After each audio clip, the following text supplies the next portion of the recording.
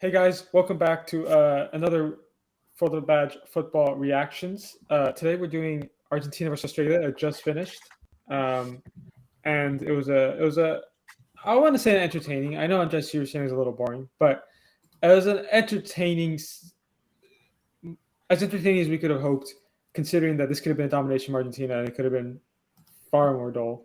Um, and 2-1. I think at the end of the day, it was probably a fair result. Yeah, I would say, definitely. yeah. Definitely fair result. Um, I think let's just start with the obvious thing. Messi scores Messi and scores. Good goal. good goal. It's his first goal in a knockout round at the World Cup. He's never scored in knockout rounds before. It's always been in the group stages, which is a little And surprising. Ronaldo, right? Both him and Ronaldo have not scored in the knockout rounds before this. I didn't know about Ronaldo. Then I'm pretty sure. Didn't he score that sure. free kick in 2018 against? That Was a group stage. Okay. Yeah. was Spain in the group stage. Yeah. So maybe you're right. Maybe you're right. He's never scored in the knockout. So Messi broke the curse. Let's see if Ronaldo can when they play. But Messi broke it in his 1,000th senior game, which is pretty crazy. And his goal today, I think, equals Maradona's goals at the World Cup. One more, and he's the all-time leading goal scorer. Argentina? Or no, I think Bautista's ahead of him. Actually, correction, he'll be second. Bautista is still ahead of him. He's at 9, right? It's 11. Messi's at 9. Bautista's at 11 or 12. So okay. I don't know if Messi. He could break it, but it's gonna take quite an effort. But he equals Maradona's record. So a bit of history for him. But I'm gonna be honest though. Even though Argentina won, even though it's 2-1, even though they were the better team and they deserved the win, Australia still could have come out here or it could have taken it to extra time. Definitely. I thought you mentioned they had a chance at the end. When, plays him in, turns around, Martinez saves it, but great save with his outstretched arm, and it's so nice for him too because it hits his arm and then goes straight back down for him to collect his rebound chance. There's so many ways that could have gone in, but it didn't. And you kind of have to feel bad for Australia because they pushed hard. They played so well that first 20 minutes. They were passing the ball around. They were controlling the game. They just couldn't get it in the box. They were able to break the lines of Argentina. They just couldn't get anything going in the box for them. So, you can't really do much when you can't get anything for it. But breaking their lines, they did really well. But that was about it. Yeah. They excelled in that. And I guess another case similar to the U.S. where they were more offensive threatening than the U.S. were earlier. But at the same time, they still didn't have that quality chances. And to be honest, a Messi goal, which was the second shot on target for Argentina, and then a goalkeeper error that let Julian Alvarez get on it and finish, was what cost Australia. It wasn't a great performance by Matt Ryan. I'm not going to lie. The first goal was a lovely finish by Messi, but I feel like he could have saved that. I agree, but it went through 3 bodies, though. Yeah, that's my thing. He had traffic in front of him, hard to see. You saw it late, but it's the fact that he almost got there. He just didn't sink low enough. So, in goalkeeping, when you don't sink low enough, a lot of the low shots are hard to get to, and especially as a tall dude. Yeah. So, you can't get to the ground as fast. So, I feel like if he was sinking and he was able to get there, because he came up top, so he came high on it. So, if he went lower, he would have probably palmed it away, and it would have been a great save. But unfortunately for Australia and him, wasn't his best performance in goal for them. But, it's an expected result for Argentina. Let's be honest here. They're expected to win this. But, yeah, it was nice to see the Socceroos put an effort, a solid shift in for a little bit. Another day, this might have been a different story. Who knows? But can we just talk about something as well? Messi, I noticed this, and I think it's kind of funny. So we all criticize. It's gonna be a whole thing. So I don't want to sound like it's gonna sound weird at first, but we all criticize Ronaldo for not pressing, right? Mm-hmm. So I was watching Messi, and I was like, he does not press at all. Does jack shit on defense. But the key difference is Ronaldo tends to not do much on offense until you give him the ball in the shooting position. Well, every time Messi got the ball, this man is 35 years old. Athletically, he is not at his peak. Stamina-wise, not at his peak. And yet he's making these defenders kick at thin air. They were just, it's crazy that he can still do this. And not that I I'm like, oh, he would have lost his touch, but it's just like this guy's 35. He's obviously not, like I said, physically at his best anymore. But he's just dancing around these players, and he obviously like he can't do what he used to do, like physically running around and stuff. So he walks around a lot.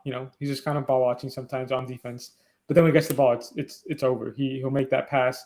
He'll make that play. Should have had more assists, but Lautaro Martinez is an ass finisher. Like he was so bad. Lautaro Martinez had so many bad misses. It was terrible. Julian Alvarez deserves to start once again. Like there's no reason not to start him again. He scored the goal, got taken off. Martinez dropped the stinker. So that was terrible. But Messi was. I don't want to sound like a dick writer, but no, I get you. It took a little bit for Messi at the end of the game though, because I felt like Australia was actually winning a lot of the balls off of him when they were able to break. But then he kind of scored the goal, and then he kind of found his rhythm. And then he was able to get into the game. But yeah, Australia did well for that first 20 minutes. Just unlucky on the goal. Hey, what can you do? But yeah, they did. I'm proud of them. They did solid. They did solid. Especially they came in here, had people had low expectations, and then they surpassed them. So it's a good day for the Socceroos, I think. Especially because they could have tied the game at the end too. So it wasn't like they could have. So yeah, they had there was another Australian player who had like actually a Messi like run through the Argentina midfield. I saw that, and then Martinez, their defender, slid at the last second. That was an important. That was going in 100%. That was. I don't know who that was, but I feel bad because I got to give props to that guy. That was an insane move. That guy wasn't. I'm glad you reminded me of that. Remember that too, because that was insane. Yeah. He went through like 4 or 5. He did. Argentina defenders like nothing. Yeah. And then the last guy slid in and blocked the shot. Martinez was just left there. Huge defensive play there. Yeah. That was great. They held in there. Argentina held in there. Now it begs the question. Now we know who they play. They play Netherlands in the next round in the quarters. What do you guys think? Is it going to be a Argentina win or Netherlands win? I think it's going to be a tough match. I think based on what I saw today, USA, I don't like the US. US is definitely a better opponent than Australia is, right? So what I saw for the Netherlands, I think the Netherlands win against Argentina. I know you guys will say, but Messi, they'll do it for Messi, for the heart, for the passion. But it's just, to me, Argentina still looks like they're struggling to a little bit in certain aspects, and especially finishing. They've had so many opportunities, especially at the end, to seal the game, and they just kept getting blocked or like saved by Matt Ryan. So I think our Netherlands win the next game. To me, it's how the Dutch come out. To me, it's up to them. It's like their game plan. Because we saw they beat USA relying on USA's game plan to beat them. I wonder what they're going to do to Argentina's game plan. Or if if they go that route, or if they play the way they want to play and make Argentina conform to them. That's where I'm at. I don't want to say any winner yet, to be honest, because it definitely will be a game. And like I said, to me, it's up to the Netherlands, not to Argentina. All right, fair enough. I just for me, I feel like Netherlands is so much taller, bigger than Argentina. I think their game plan is just going to hit them on the counter and work on set pieces because they're so much bigger than them. So I think that's what's going to go down. I think they're going to absorb the pressure, and then when they get their opportunities, counterattack with Memphis and whoever else they have up top, I forgot. And then try and win set pieces to try and capitalize on them. Because it's going to be hard because Argentina's kind of like work their way in, like start outside and then work their way into the middle. But Netherlands kind of shuts that down, so it's going to be hard to whip in balls too. So I think that game is going to go to overtime, if I'm being completely honest, because I think it's going to be a hard fought match, personally. Yeah, I agree. I think it's going to be really difficult because I think Argentina have not been convincing. That being said, you don't have to be convincing to win a World Cup. You just have to be the better team in the game. I think last World Cup, France was not convincing for a while. They scraped by with a 4-3 win against Argentina last World Cup, and people were like, man, how can you concede that many against Argentina? They were terrible, whatever. And they won it.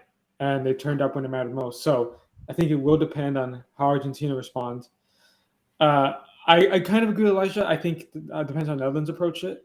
I wouldn't be surprised if Netherlands approach it in a similar fashion, considering that Argentina are better with the ball because of Messi as a playmaker. So they'll want to control the ball.